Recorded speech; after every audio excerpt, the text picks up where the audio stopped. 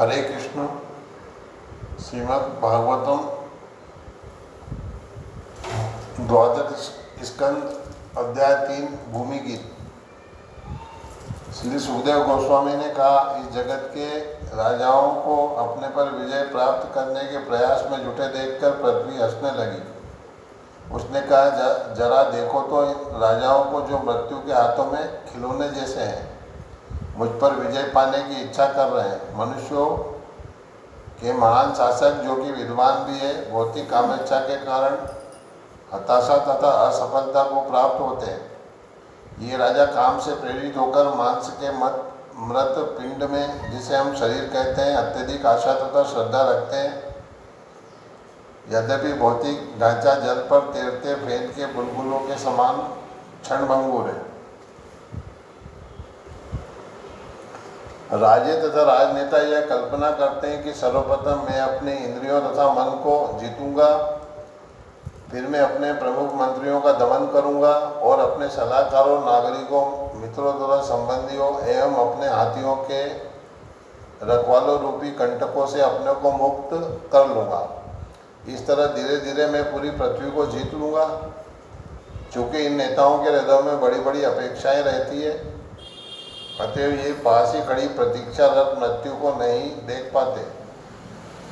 ये गर्वित राजागण मेरे तल पर सारी भूमि को जीत लेने के बाद समुद्र को जीतने के लिए बलपूर्वक समुद्र में प्रवेश करते हैं। भला उनके ऐसे आत्मसंयम से क्या लाभ, जिसका लक्ष्य राजनीतिक शोषण हो। आत्मसंयम का वास्तविक लक्ष्य तो आध्यात्मिक मुक्ति है। हे कुरुश्रेष्ठ, पृथ्वी ने आगे कहा, यद्यपि पूर्व काल में मुझे छोड़कर बड़े बड़े पुरुष तथा उनके वंशज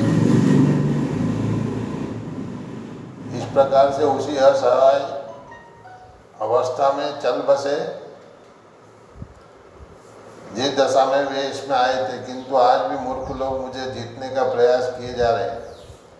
मुझे जीतने के उद्देश्य से भौतिकतावादी लोग परस्पर लड़ते हैं। पिता अपने पुत्र का विरोध करता है और भाई एक दूसरे से झगड़ते हैं, क्योंकि उनके हृदय राजनीतिक शक्ति पाने के लिए बंधे रहते हैं। राजनेता लोग, यह सारी भूमि मेरी है, अरे मूर्खों, यह तुम्हारी नहीं है, ऐसा कहकर एक दूसरे पर हमला करते हैं और मर जाते हैं।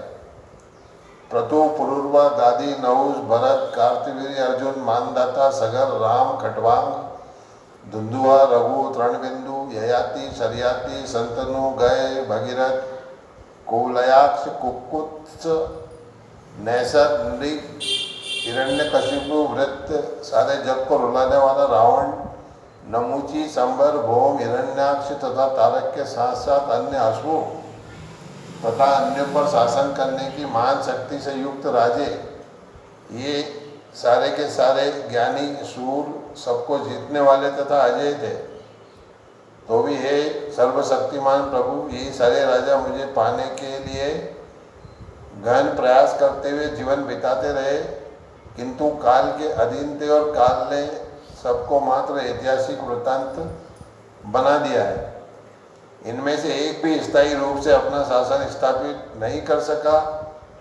श्री सुखदेव गोस्वामी ने कहा, हे बलशाली परीक्षित, मैंने इन सारे महान राजाओं की कथाएं तुमसे बतला दी, जिन्होंने संसार भर में अपना यश फैलाया और फिर चले गए। मेरा असली उद्देश्य दिव्य ज्ञान तथा वैराग्य की शिक्षा देना था। राजाओं की कथाएं इन वृत्तांतों को शक्ति तथा ऐश्वर्य प्रदान करती है, लेकिन वे स्वयं ज्ञान के चरम पक्ष का निर्माण नहीं करती है। जो व्यक्ति भगवान कृष्ण की शुद्ध भक्ति चाहता है, उसे भगवान उत्तम श्लोक के यशपूर्ण गुणों की कथाएं सुननी चाहिए, जिनके निरंतर कीर्तन से सारे अमंगल विनष्ट हो जाते हैं। भक्तों को नियमित वैदिक संगोष्ठियों में ऐसे श्रवण में स्वयं को लगाना चाहिए और दिन भर इसी में लगे रहना चाहिए। राजा परीक्षित ने कहा, हे स्वामी, कलयुग में रहने वाले लोग इस युग के संचित कलमश से किस तरह अपने को छुटा सकते हैं? हे महामुनि, यह मुझे बतलाएं। कृपया विश्व इतिहास के विभिन्न युगों, प्रत्येक युग के विशिष्ट गुणों, ब्रह्मांड स्थिति की अवधि तथा संहार एवं परमात्मा स्वरूप विष्णु के प्रत्यक्ष प्रतिनिधि काल की गति के बारे में बतलाए। श्री सुखदेव गोस्वामी ने कहा, हे राजन, प्रारंभ में सत्य युग में धर्म अपने 4 अक्षत पैरों से युक्त रहता है और उस युग के लोगों द्वारा सावधानी से धारण किया जाता है। शक्तिशाली धर्म के 4 पैर हैं, सत्य, दया, तपस्या तथा दान। सत्य युग के लोग प्राय आत्मतुष्ट, दयालु, सबके मित्र, शांत, गंभीर तथा सहिष्णु होते हैं। वे अंतःकरण से आनंद लेने वाले, सभी वस्तुओं को एक साथ देखने वाले तथा आध्यात्मिक सिद्धि के लिए सदैव उद्यमशील रहते हैं।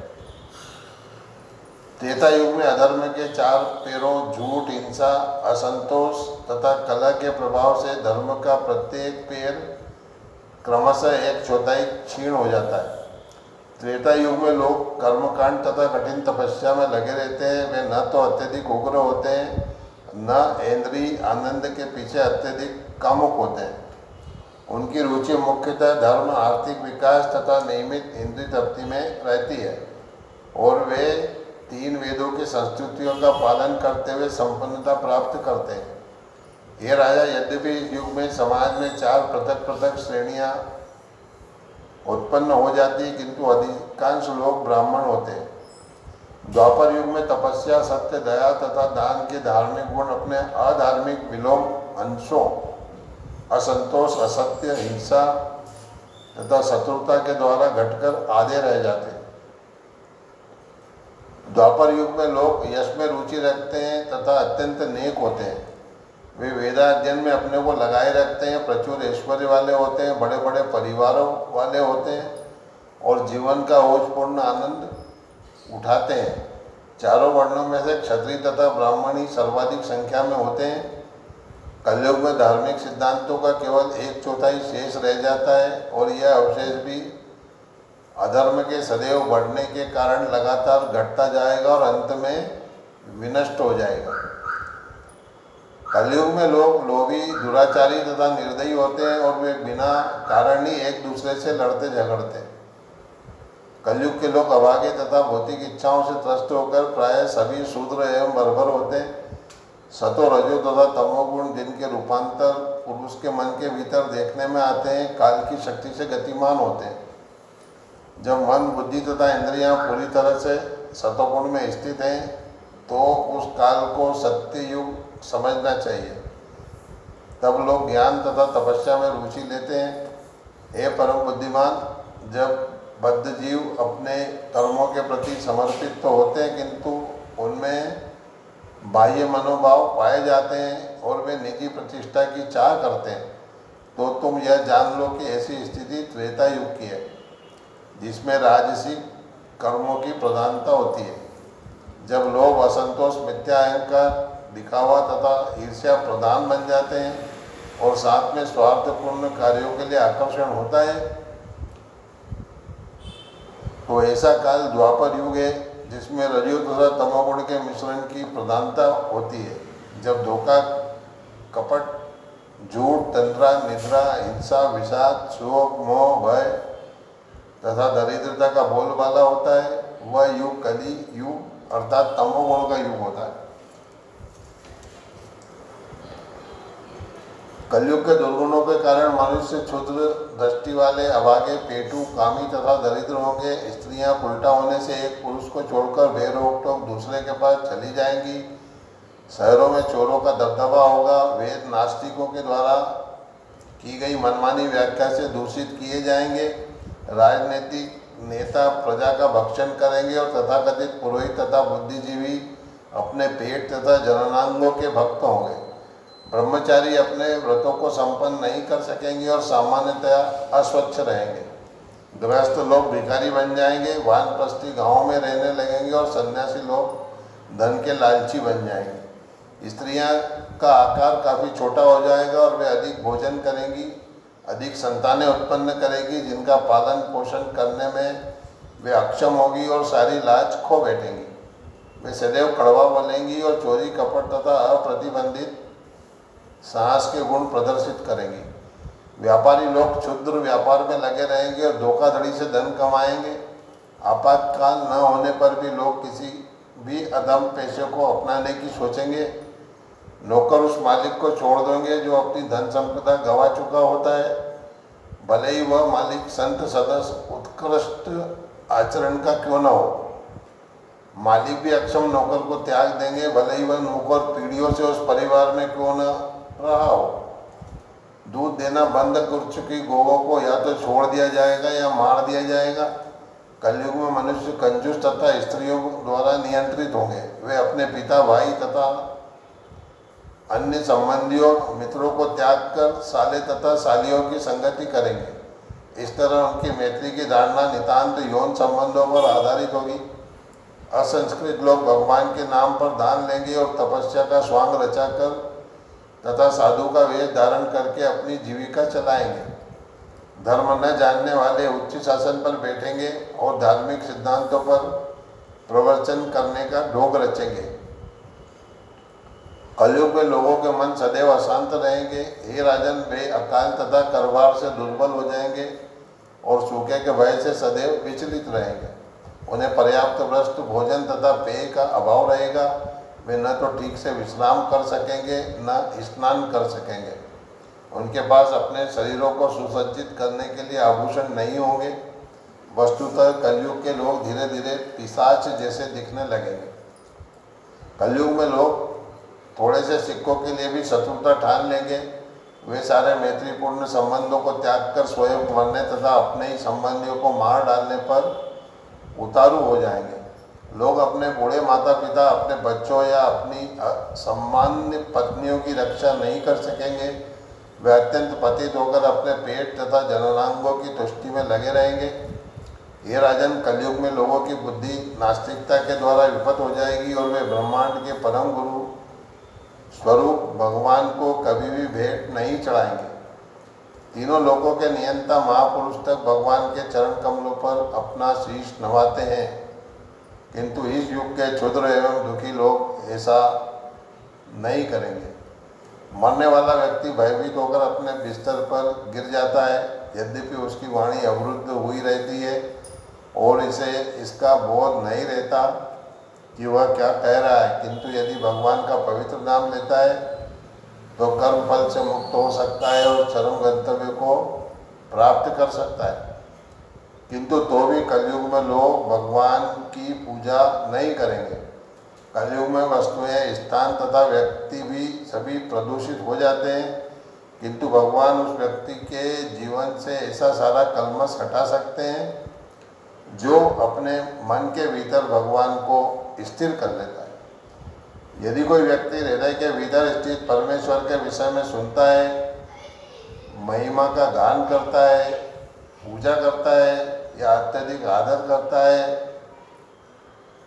तो भगवान उसके मन से हजारों जन्मों से संचित कलमश को दूर कर देते हैं। जिस तरह सोने को गलाने पर अग्नि अन्य धातुओं की रंच मात्र उपस्थिति से उत्पन्न बदरंग को दूर कर देती है, उसी तरह हृदय के भीतर स्थित भगवान विष्णु योगीय के मन को शुद्ध कर देते हैं। देव पूजा, तपस्या, प्राणायाम, दया, तीर्थ स्थान, कठिन व्रत, दान तथा विविध मंत्रों के उच्चारण से मन को वैसी परम शुद्धि प्राप्त नहीं हो सकती जैसी कि हृदय के भीतर अनंत भगवान के प्रकट होने पर होती है। इसलिए ये राजन, अपनी शक्ति भर अपने हृदय में परम भगवान केशव को स्थिर करने का प्रयास करो। यह एकाग्रता भगवान पर बनाए रखो और अपनी मृत्यु के समय तुम निश्चित रूप से परम गंतव्य को प्राप्त करोगे। ये राजन, भगवान परम नियंता है, वे परमात्मा हैं और सारे प्राणियों के परम आश्रय हैं। मरणासन लोगों के द्वारा ध्यान किए जाने पर वे उन्हें अपना नित्य आध्यात्मिक स्वरूप प्रकट करते हैं। ये राजन, यद्यपि कलयुग दोषों का सागर है, फिर भी इस युग में एक अच्छा गुण है। केवल हरे कृष्ण महामंत्र का कीर्तन करने से, हरे कृष्ण कृष्ण कृष्ण हरे हरे, हरे राम राम राम हरे हरे, हरे कृष्ण कृष्ण कृष्ण हरे हरे, हरे राम राम राम हरे हरे, मनुष्य भवबंधन से मुक्त हो जाता है और दिव्य धाम को प्राप्त होता है। सत्य युग में विष्णु का ध्यान करने से, त्रेता युग में यज्ञ करने से तथा द्वापर युग में भगवान के चरण कमलों की सेवा करने से जो फल प्राप्त होता है वही कलयुग में केवल हरे कृष्ण महामंत्र का कीर्तन करके प्राप्त किया जा सकता है। इस प्रकार श्रीमद् भागवतम द्वादश स्कंद अध्याय 3 भूमि गीत नामक अध्याय के भक्ति वेदांत श्लोकार्थ पूर्ण हुए। हरे कृष्ण कृष्ण कृष्ण हरे हरे, हरे राम राम राम हरे हरे, हरे कृष्ण कृष्ण कृष्ण हरे हरे, हरे राम राम राम हरे हरे, हरे कृष्ण कृष्ण कृष्ण हरे हरे, हरे राम राम राम हरे हरे, हरे